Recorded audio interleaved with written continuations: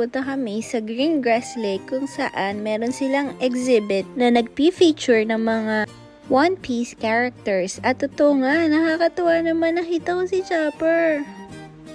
Nakakatuwa naman, nandito rin si Usopp, si Nico Robin, tsaka si Frankie. Pero syempre, hindi mabubuo ang lahat kung wala ang Thousand Sunny! Yay! Sobrang cute naman talaga nito. At dahil malakas yung hangin, makikita mo na para siyang nag-sway na parang tunay na naglalayag. Ang cute, 'di ba? Ang dami ditong tao. Kalimitan sa kanila kasama yung mga anak nila. Pero, syempre, dahil ito yung Greengrass Lake na nilalakaran ng maraming tao, makikita mo na hindi lang sila nagpipiknik, but nagpapapicture din sila. Ang cute oh. Si Zoro oh, ang cute-cute naman. So, ito nga pala si Roronoa Zoro. At ito naman si Nami. Sobrang gulat ko, no? Ang cute kasi. O, gayahin natin yung pose. Cutie! Si Nami, hindi ako. Tawan-tawa naman ako, pero may hinahanap talaga ako dyan. Hinahanap ko yung favorite ko, syempre. Pero bago yung favorite ko, ito nga pala si Usopp. Wow, ang cute naman. Picture dito, picture doon. Ang cute-cute naman ni Usopp talaga, oh.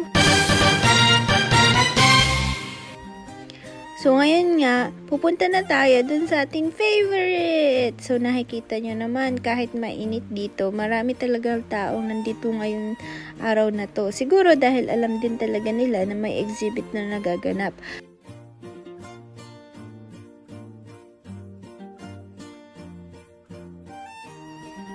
And yeah! Finally! Nakita na natin si Tony Chopper! Sobrang cute niya. Pero dahil hindi lang ako yung may gusto sa kanya, andyan siya. Oh, kita? Kita nyo? Pa-cute din siya. Oh. Hindi niya hanagalimatan niya. Oh, gaya-gaya pa. Oh, dahil nga dyan, pagod na rin siya. Pero ako, hindi ako napapagod kasi natuwa ako nung nakita ko si Sanji. Yay! At dahil nga dyan, ang sunod naman natin pupuntahan ay si Nico Robin. Ba't nga ba ako gumaganon? Kasi syempre, diba, kaya niya magbigay ng extra na arms, eyes, at iba pa. Tuwan-tuwa na yan, pero hindi pa natatapos ang lahat kasi di pa natin nakakita si Luffy. Hanap-hanap ko si Luffy, pero una namin nakita ay si Frankie. Ang cute-cute naman ni Frankie, diba? Oh, si Frankie, yung may cyborg na body, na talaga namang napakalakas niya rin talaga. Siya yung gumawa ng Straw Hat Ship na Thousand Sunny. At ito naman, yung makikita nyo ay si Jinbe. Yay! Cute-cute niya rin, no? Siya naman yung nagmamanipulate ng water as a weapon. Siya yung tinatawag na Fishman Karate. Ang lakas ng hangin dito, grabe. Pero nakakatuwa talaga kasi ang dami talagang activities dito. Tapos ito pa, oh, ang cute-cute. Para ako yung captain ng Thousand Sunny. Very cute, diba? Di pa natatapos dyan. Andito rin si Shanks. Siyempre, hindi mawawala ang ating tinatawag na si red-haired Shanks. Siya yung tumayong role model ni Luffy. Makailang saglit nga lang ay nagsimula na yung magic show.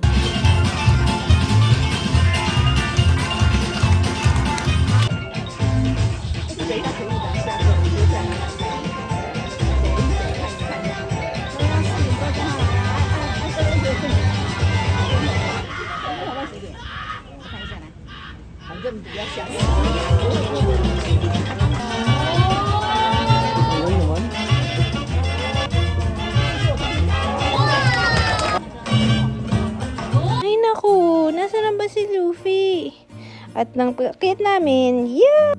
Nakipila ako para makapagpa-picture kay Luffy. At syempre, ano pa bang gagawin ko? Tada! At dahil nga susulitin namin ang holiday, paalam na! Magpunta kayo dito sa Greengrass Lake. Malapit lang to. Bye-bye!